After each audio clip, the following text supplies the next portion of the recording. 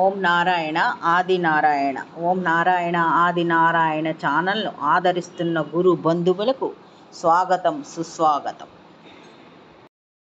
ఓం నారాయణ ఆది నారాయణ. ఓం శ్రీ భగవాన్ వెంకయ్య స్వామి నన్ను ఆశ్రిత జనరక్షకుడు దీనజన బాంధవుడు అవధూత శ్రీ భగవాన్ వెంకయ్య స్వామి వారి పాద పద్మములకు నా ప్రణామం. సమస్త సగుణ రూప నిర్గుణ రూప గురుదేవుల పాద పద్మములకు నా నమస్సుమాంజలి. అవధూత శ్రీ భగవాన్ వెంకయ్య స్వామి వారి అనుగ్రహంతో సమస్త గురుదేవుల ఆశీస్సులతో ఇప్పుడు స్మరించుకునే దివ్యానుభవములు శ్రీ పెసల సుబ్రహ్మణ్య మాస్టర్ గారి భక్తుల అనుభవములు. ఈనాటి ఈ భాగంలో శ్రీ పెసల సుబ్రహ్మణ్య మాస్టర్ గారి సర్వజ్ఞత్వం, ధర్మ నిరతి మొదలగునవి ఇప్పుడు స్మరించుకుందాం. శ్రీ పెసల సుబ్రహ్మణ్య మాస్టర్ గారి ఫాలోవర్ ఆశ్రితురాలు ఈమె సునీత. ఈమె తమ్ముడి పేరు అమరు. ఇతనికి చిన్నప్పటి నుంచి కోపం ఎక్కువగా ఉండేది. ఆ కోపం కూడా అనవసరంగా వస్తూ ఉండేది. ఆ కోపం వచ్చినప్పుడు అతని చేతిలో ఏది ఉంటే దాన్ని విసిరివేస్తూ ఉండేవాడు, పగలగొడుతూ ఉండేవాడు. అలాంటి సందర్భంలో అతనికి ఫిట్స్ కూడా వచ్చేవి సునీత తమ్ముడికి. అతను ఒకసారి గొలగమూడికి వచ్చినప్పుడు శ్రీ పెసల సుబ్రహ్మణ్య సార్ సత్సంగంలో ఉన్నారు. సత్సంగం అయిన తర్వాత ఈ అమర్కి అలాగే కోపం వచ్చింది. తర్వాత ఫిట్స్ వచ్చి పడిపోయాడు. అప్పుడు శ్రీ పెసల సుబ్రహ్మణ్య సారు అతన్ని చూసి ఇలా అన్నారు, భగవాన్ వెంకయ్య స్వామి వారి దగ్గరికి వెళ్ళి ఒక అరగంట అక్కడ ఉండమని చెప్పారు. వారు అలానే చేశారు. అప్పటి నుంచి అతనికి విపరీతమైన కోపం పోయింది. అంతేకాకుండా అతనికి ఫిట్స్ కూడా ఆ తర్వాత ఎప్పుడూ రాలేదు.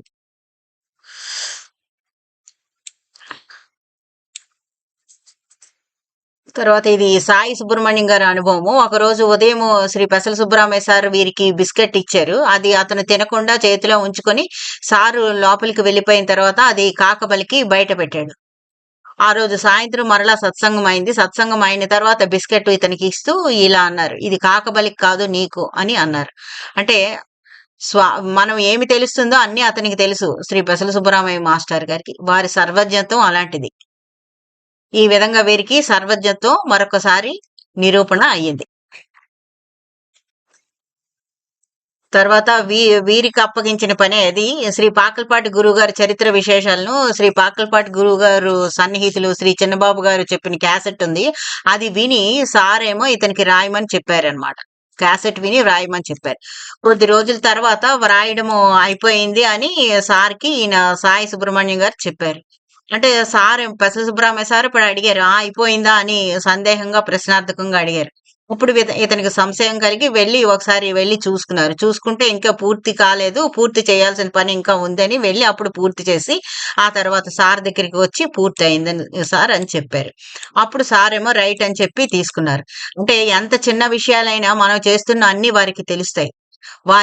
వారిని ఆశ్రయించి ఉన్న భక్తిలో అన్ని అంటే యోగక్షేమాలన్నీ వారివే కదా. మనము మంచి చెడులన్నీ వారే చూస్తారు. మనం చెడు చేయకుండా, మన అసత్య దోషాలు రాకుండా చూసేవాళ్ళు కూడా వారే. అందుకని మనకి ఏ అసత్య దోషం కానీ ఎటువంటి కర్మ దోషాలు రాకుండా చూస్తూ ఉంటారు. అందుకని మనం చేసే ఏ చిన్న పని అయినా అది వారికి తెలుస్తుంది. ఆ క్యాసెట్ ఇంకా పూర్తి కాలేదు అన్న చిన్న విషయం కూడా వారి సర్వజ్ఞత్వానికి నిదర్శనం. ఈ విధంగా వారిని హెచ్చరించి వారికి అసత్య దోషం అంటకుండా కాపాడారు శ్రీ పెసల సుబ్బరామయ్య మాస్టర్ గారు. తర్వాత ఇది విద్యానగర్ ఇంజనీరింగ్ కాలేజీలో ప్రొఫెసర్ గా పనిచేసిన రవికుమార్ గారి స్నేహితుడు నాగదత్త శ్రీనివాస్ గారి అనుభవము. ఈ నాగదత్త శ్రీనివాస్ గారు రవికుమార్ గారి సలహా మీద ఈయన గొలగమూడి వచ్చి శ్రీ భగవాన్ వెంకయ్య స్వామి వారి దర్శనం చేసుకున్నారు. తర్వాత స్వామికి ఇలా నివేదించుకున్నారు, శ్రీ సుబ్బరామయ్య సార్తో మాట్లాడే అవకాశం కల్పించమని స్వామికి విన్నవించుకున్నారు. ఆ తర్వాత శ్రీ సుబ్బరామయ్య సార్ దర్శనానికి వెళ్లారు. అప్పుడు ఈ నాగదత్త శ్రీనివాస్ వెళ్ళేటప్పటికి సార్ దగ్గరికి వెళ్ళేటప్పుడు పెసల సుబ్బరామయ్య సార్ అతనితో 5 గంటల సేపు మాట్లాడారు. అంటే ఇదంతా శ్రీ భగవాన్ వెంకయ్య స్వామి వారికి విన్నవించుకోవటం వల్ల జరిగిందని మనం అనుకోవచ్చు. ఎందుకంటే సారు వీరికి ఆనతి ఇచ్చారు 5 గంటల సేపు మాట్లాడమని. వీరు మాట్లాడారు. ఇది 2010లో జరిగిన సంఘటన. ఫిబ్రవరి 6 రోజు ఈ శేషుకృష్ణ ఇతను చెన్నైలో ఉంటారు. వారు సంవత్సర కాలం నుంచి ప్రతి శని ఆదివారాలు చెన్నై నుంచి గొలగమూడి వస్తూ ఉంటారు అన్నమాట. ఆ ఒక్క శనివారం మాత్రం ఇలా అనుకున్నారు, ఈ ప్రతి శని ఆదివారాలు వెళ్తున్నాం కదా, ఈ శనివారం ఇక్కడే ఉందాము అని బద్దకించారు అతను. కానీ ఆ రోజు రాత్రి ఇతను ఈ శేషకృష్ణ గారి స్వప్నంలోని శ్రీ పెసల సుబ్బరామయ్య సార్ కనబడి ఇలా అన్నారు, "నువ్వురా, మనకి ఇక్కడ పని ఉంది" అని చెప్పారు. అంటే వీరు మనసులో అనుకున్న ఆలోచనను కూడా శ్రీ పెసల సుబ్బరామయ్య సార్ స్వప్న రూపంలో రెస్పాన్స్ ఇచ్చారు. వారు సర్వవ్యాపి, సర్వజ్ఞులు, సర్వసమర్థ సద్గురువు శ్రీ పెసల సుబ్బరామయ్య సార్ అని మనకి మరొక్కసారి నిరూపణ అయ్యింది. తర్వాత ఇక్కడ సాయి మాస్టర్ నిలయంలోనే 2012లోని జనవరిలో 2వ వారంలో అఖండ దీపంలో నూనె అయిపోవచ్చిందనమాట. ఇప్పుడు ఈయన అమ్మగారు ఈయన పాపోలు వెంకటేశ్వరరావు గారిని అక్కడ షాపు నుంచి వెంకట సుబ్బయ్య అనే షాపు నుంచి నూనె డబ్బా తీసుకురమ్మని చెప్పారు. కానీ అతను, "మేము ఇప్పుడు తీసుకురావాల్సిన సామాన్లన్నీ తీసుకొచ్చేసాం, మళ్ళీ తీసుకొని రావడానికి ఇంకొక వారం పడుతుంది" అన్నారు. అదే విషయం ఇతను పాపోలు వెంకటేశ్వరరావు గారు వచ్చి అమ్మగారితో చెప్పారు. కానీ అప్పుడు సారేమో నిద్రపోతున్నారు కానీ ఈ ఆ తర్వాతేమో ఇతను చెప్పారు, అమ్మగారికి చెప్పారు. తర్వాతేమో అతను, "నేను నెల్లూరు వెళ్ళిపోతానని" పాపోలు వెంకటేశ్వరరావు గారు అమ్మగారితో చెప్పారు. అప్పటికి సార్ నిద్రపోతున్నారు. కానీ నిద్రపోతున్న వారే ఇలా చెప్పారనమాట, "ఆ నూనె డబ్బాలు బోర్లా పెట్టి వచ్చిన నూనెను ఉపయోగించండి, బుధవారంకి తీసుకువస్తాడులే" అని చెప్పారు. అదే విధంగా సార్ చెప్పినట్లే ఆ డబ్బాలు అడుగున నూనె తీస్తే ఒక అరకిలో నూనె వరకు వచ్చింది. అది బుధవారం వరకు సరిపోయింది. బుధవారం అతను ఆ వెంకట సుబ్బయ్య నూనె డబ్బా తీసుకొచ్చి పెట్టాడు. అంటే ప్రతి ఒక్క విషయంలోని వారి సహకారం లేకుండా ఏది పూర్తయ్యేది కాదు. వారి సర్వజ్ఞత అలాంటిదన్నమాట.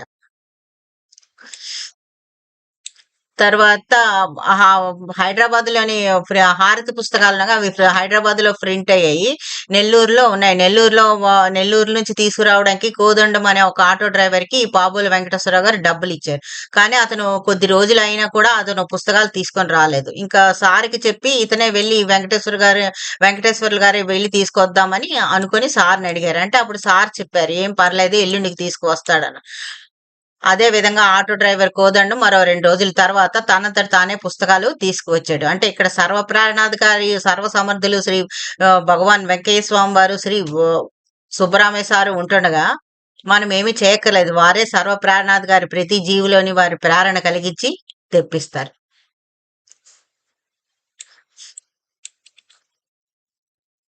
ఈ కొమ్మిశెట్టి శ్రీనివాసరావు గారు అన్నది నేను భరద్వాజ్ మాస్టర్ గారు ఆశ్రితులు. ఈ సుబ్బరామయ్య గారి దగ్గర గురించి అక్కడే విన్నారు. అప్పుడు వీరికి ఆ తర్వాత సుబ్బరామయ్య మాస్టర్ గారిని దగ్గర వచ్చి కలిశారు. అప్పుడు వీరికి అనిపించింది అనమాట, సుబ్బరామయ్య సార్తో మాట్లాడిన తర్వాత, "నాకు భరద్వాజ్ మాస్టర్ గారు ఇతనికి అప్పచెప్పారు" అని అనిపించింది. ఆ విషయం సుబ్బరామయ్య సార్కి అతను చెప్పారు కూడా, ఈ శ్రీనివాసులు గారు. అంటే ఆయన నవ్వేసి ఊరుకున్నారు సుబ్బరామయ్య సార్. అంతే. శ్రీ పెసల సుబ్బరామయ్య సారు ధర్మము ఎంతలా పాటించేవారో ధర్మ నిరతికి ఈ సంఘటన ఒక ఉదాహరణ. వారు శ్రీ భగవాన్ వెంకయ్య స్వామి వారి ఆజ్ఞ ప్రకారం వాలంటరీ రిటైర్మెంట్ తీసుకొని నవంబర్‌లో తీసుకున్నారు. కానీ 10th క్లాస్ పిల్లలకి సిలబస్ పూర్తి చేయడానికని నవంబర్ నుంచి మార్చి వరకు స్కూల్‌కి వెళ్లి జీతం తీసుకోకుండా పాఠాలు చెప్పారు. ఆ సంవత్సరం 10th క్లాస్ రిజల్ట్‌లో అంతకుముందు ఎప్పుడూ లేనంతగా ఎక్కువ మంచి రిజల్ట్ వచ్చింది. దీన్ని శ్రీ భగవాన్ వెంకయ్య స్వామి వారి కృపగా సుబ్బరామయ్య సారు చెప్తూ ఉంటారు. తర్వాత ఒకసారి ఇతను ఈ శ్రీనివాస్ గారే తన భార్యతో గొడవపడి గొలగమూడి వచ్చారు. సాయి మాస్టర్ నిలయంలో కూర్చున్నారు. అప్పుడు సుబ్బరామయ్య సార్ తెలియకుండా ఉంటే కదా, వారి కుమారుడు శేషయ్య గారిని పంపించి ఇతను ఈ శ్రీనివాసులు గారిని పిలిపించి వారికి జామకాయ ముక్కలు అన్ని కోసి పెట్టారు. ఆ తర్వాత ఏవో చాలా మాటలు మాట్లాడారు, చెప్పారు. ఆ మాటలతో వారి మనసు కాస్త కొంచెం శాంతించింది. అంతకుముందు వారు ఎక్కడికైనా వెళ్ళిపోదాం లేదా ఆత్మహత్య చేసుకుందాం అనే ఆలోచనతో ఉండేవారు. వీరి మాటలతో వారికి స్వాంతన చేకూరింది. తర్వాత వీరికి సత్సంగం అయిపోయిన తర్వాత శ్రీ సుబ్బరామయ్య సార్ వీరికి ఇలా చెప్పారు. అంటే ఇతను భార్యతో గొడవ పడిన విషయము సుబ్బరామయ్య సార్కి వీరేమీ చెప్పలేదు. కానీ సత్సంగం అయిన తర్వాత వీరు సుబ్బరామయ్య సారు ఈ శ్రీనివాస్ గారికి ఇలా చెప్పారు, "పూర్వ జన్మలో నీ తల్లి ఇప్పుడు నీ భార్యగా వచ్చింది. ఆ జన్మలో నీ వల్ల చాలా ఇబ్బందులు పడింది. అందువల్ల ఈ జన్మలో నిన్ను సాధిస్తుంది" అని చెప్పారు. అప్పుడు ఇతను అడిగారు, "అదేంటి సార్, తల్లి ఇప్పుడు భార్య అదేమిటంటే బంధాలు జన్మలకి ఒకేలా ఉండాలని లేదు" అని చెప్పారు. దాంతో వీరికి శ్రీ పెసల సుబ్బరామయ్య సారు త్రికాలజ్ఞులు అని అర్థమైంది. ఓం నారాయణ. ఆది నారాయణ.